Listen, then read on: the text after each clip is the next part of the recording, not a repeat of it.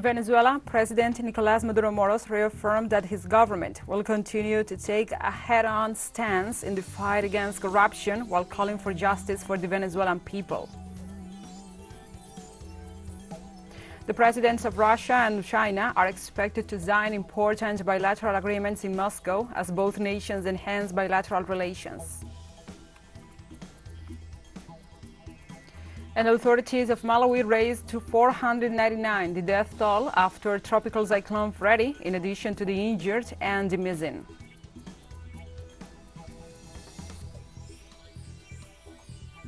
From the headquarters of TeleSUR English in Havana, Cuba, this is From the South.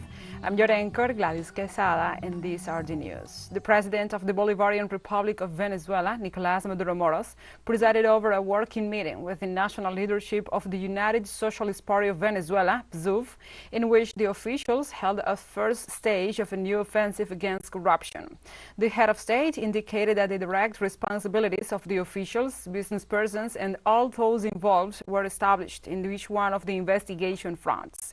In addition, he stated that a restructuring has already begun at the highest level in the country's oil industry and in the courts of the Republic. In this sense, Maduro commented that he has been in charge of the investigations in collaboration with the Attorney General's office and the anti-corruption police, with which he has been able to divide these corruption mafias that have become entrenched in the economic system of Venezuela.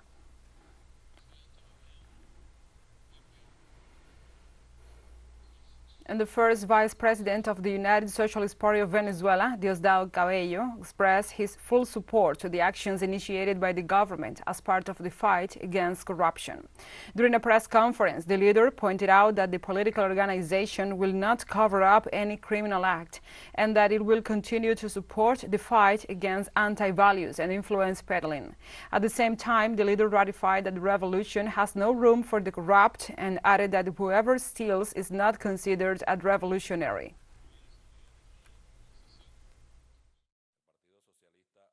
The United Solidarity Party of Venezuela is at the forefront with precise instructions from our president Nicolás Maduro of the fight against the scourge of corruption and any vice that may arise in Venezuela, and I say this to those who are celebrating. Corruption has never been denounced as in the government of Commander Chavez and President Nicolás Maduro. Diosdado Cabello also expressed his support to the actions initiated by the government as part of the fight against corruption. After an investigation, the anti-corruption police will take action, and we immediately support them. The United Solidarity Party of Venezuela will never be in complicity. On the contrary, we have always been on the offensive, denouncing. In this context, the Venezuelan Minister of Oil, Tarek El Aizami, presented his resignation on Monday. El Aizami announced his decision on his Twitter account, adding that he does so to fully support the process promoted by the government to fight the scourge of corruption.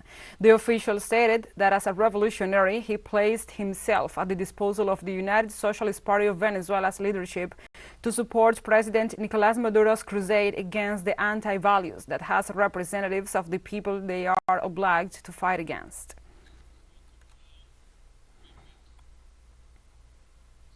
Now we move on to other topics. In Argentina, the Third World Forum on Human Rights opened this Monday in Buenos Aires with the participation of personalities from more than 70 countries in the framework of the celebrations for the country's 40th anniversary of democracy. The forum will analyze the progress and challenges in countering discrimination, the fight for climate change, gender equality, and human trafficking. Likewise, the forum will also include more than 150 lectures by former presidents of Uruguay, José Pepe Mujica, Evo Morales of Bolivia, and Rafael Correa of Ecuador, among others. The program also includes a festival for the 40 years of democracy and human rights, and will finish with a march for the National Day of Memory, Truth and Justice. The Dominican Republic will soon be the Ibero-American capital when it hosts the 28th Summit of Heads of State and Government from March 22nd to 25th, said the Minister of Foreign Affairs of that nation, Roberto Álvarez, on Monday. In a press conference from the headquarters of the Foreign Ministry, Alvarez indicated that the summit will host representatives from the 22 member nations. And so far, some 14 heads of state are expected to attend. The head of the Dominican diplomacy explained that it will be the first face-to-face summit since 2019 due to the pandemic. He specified that before the summit, a business forum will be held at the Sanssouci Convention Center in Santo Domingo. Regarding the issue of Haiti, he said that the summit will discuss the migratory issue. However, he did not assure that they will talk specifically about the crisis in the neighboring country.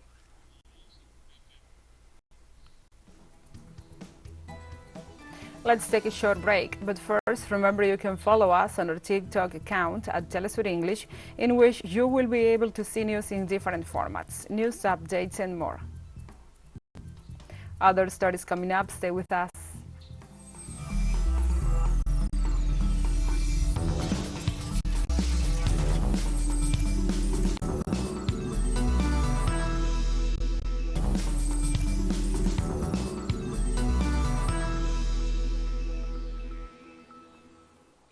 Welcome back to From the South.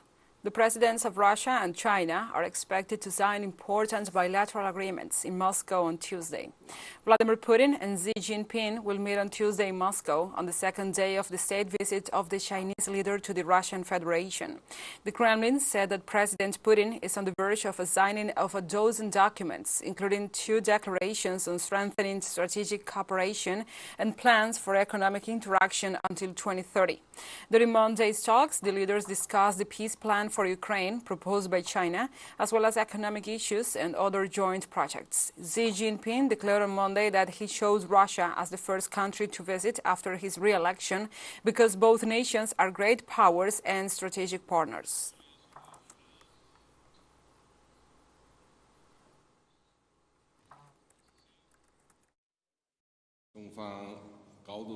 China attaches great importance to the China-Russia relations, and there are historical logics behind this, because we are each other's biggest neighboring country, as well as strategic partners. This determines that we are a very close relationship with each other.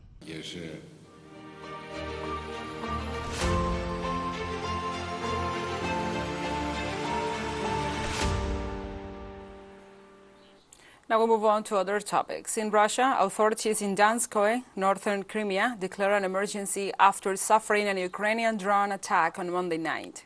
The head of the local government, Igor Ivin, stated that teams had been set up to inspect the facilities and detect the damage. The official had stated before that a 33-year-old resident of Donskoy had been hospitalized after suffering a sharp nail wound attack.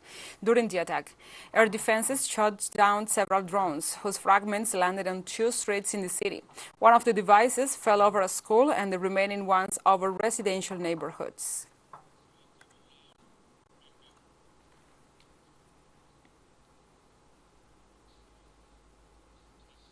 And while the protests persist in Europe over the high cost of living, European Union foreign ministers agreed on a plan to provide Ukraine with ammunition worth €2 billion. This was confirmed on Monday by the head of diplomacy of the community bloc, Joseph Borrell, who assured that 18 countries adhere to the joint acquisition of artillery and ammunition to be destined to the Ukrainian armed forces. Furthermore, the European diplomat indicated that they will use €1 billion for the European Peace Fund, although it was only intended to provide non-lethal equipment to third countries. During 2022, Ukraine became the 3rd largest arms importer in the world through a large flow of military aid to Kiev from the United States and Europe.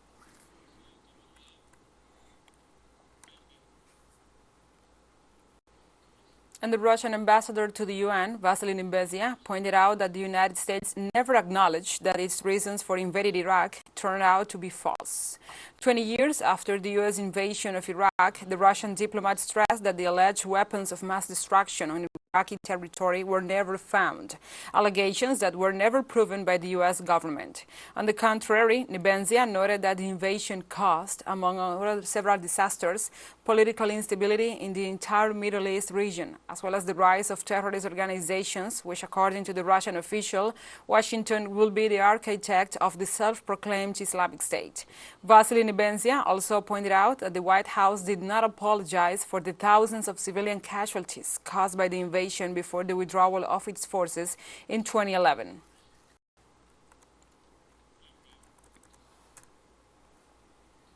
On Monday, the French government narrowly survived a vote of no confidence, which was triggered when it forced through an increase in the pension age to 64. The vote, tabled by centrist MPs, had 278 votes in favor, falling short of the 287 votes needed. If it had been successful, Emmanuel Macron would have had to name a new government or call new elections. A second no-confidence motion, tabled by Marine Le Pen's far-right National Rally Party, also did not pass. Now, both votes have failed. The controversial bill to raise the retirement age from 62 to 64 will become law. The votes were held after Prime Minister Elizabeth Borne used a special constitutional power called Article 49.3 to push the bill through without a vote last week.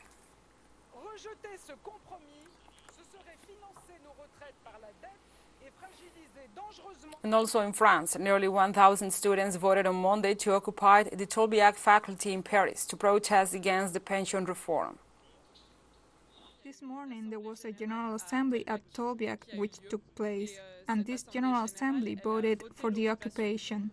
It is a direct reaction, in fact, to the 49.3 and the repression which took place these last days. The whole weekend of repression after the demonstrations at the Concorde, after what happened at the Place d'Italie. Well, today, the students decided to occupy their university campus. So, in concrete terms, what is occupying the university? It's to say, today we don't give classes or we give alternative classes on the reform, on what the reform of pension is, on retirement, on what is happening at the moment in the country. TeleSUR English continues to grow. You can now tune in from 33 different African countries through StarSat. Dial 461 and enjoy our Latin American alternative broadcast. One final short break and we'll be right back. Stay with us.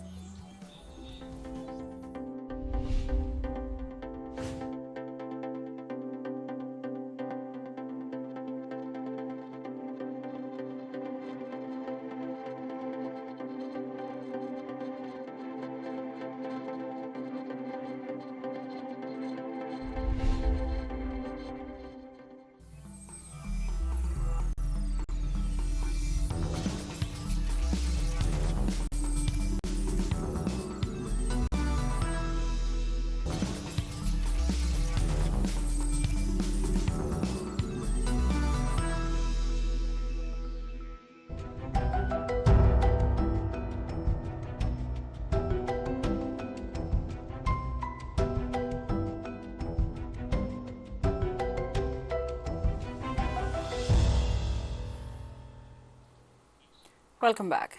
On Monday, authorities of Malawi raised to 499 the death toll after Tropical Cyclone Freddy, in addition to 1,332 injured and 427 missing. The information was released by the Department of Disaster Management. As of March 20th, Malawi had 508,244 displaced people distributed among 534 temporary camps. In the Malawi Army and Police, assisted by relief workers from the United Kingdom, continue search and rescue operations, while helicopters sent by Tanzania and Zambia are transporting emergency aid to inaccessible areas and evacuating people in need of medical attention to the Queen Elizabeth Central Hospital in the city of Blantyre. In the United States, California authorities on Monday issued evacuation orders for the communities of Alpa and Allensworth after a levee burst due to flooding caused by the heavy rains. The sheriff's office said the order is aimed at evacuating 1,400 people from the Alpa and Allensworth areas. The action is due to the possibility of residents being cut off due to the impassable roads after days of heavy rain. The state of California has been affected by 11 atmospheric rivers this winter, resulting in flooding and landslides, downed trees and power lines, and stranded mountain residents after historic snowfalls.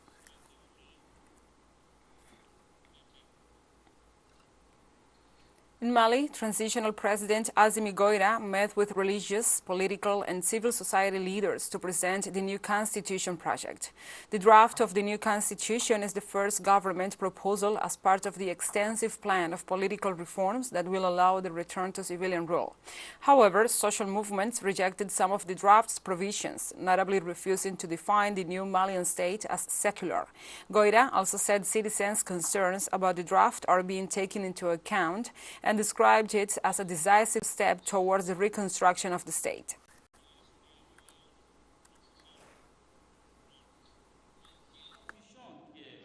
The draft constitution, which is the subject of our meeting today, is the result of discussions during which the members of the Commission freely expressed themselves and took into account the major concerns expressed by Malians.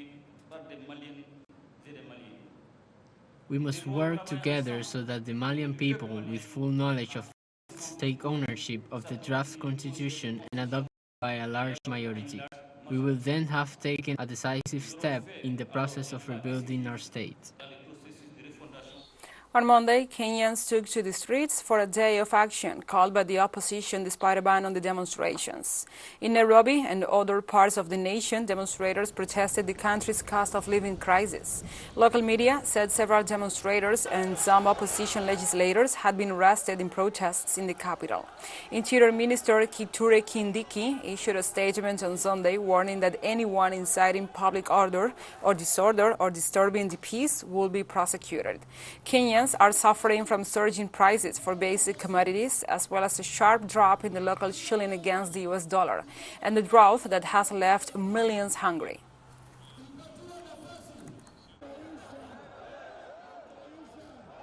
I came because the cost of living is high. School fees, hospitals, everything is expensive. There's no way a common citizen can afford this lifestyle. You can see everything is. The price of maize flour has gone up, petrol has gone up, the cost of living has gone up. Everything Ruto was telling us when we voted for him, it was totally lies. We are here trying to fight for our rights. Yeah. So life is so hard. If you see, there's young men and women who don't have job. People are losing their jobs. So we are tired about this. So that's why we are talking about our rights. And we have come to the end of this news brief. But remember, you can find this and many other stories on our website at telesurenglish.net. And also, if you feel so inclined, please join us on social media for all the latest news. We are on Facebook, Twitter, Instagram, Telegram, and TikTok. For TeleSUR English, I'm your anchor, Gladys Quesada. Thank you for watching.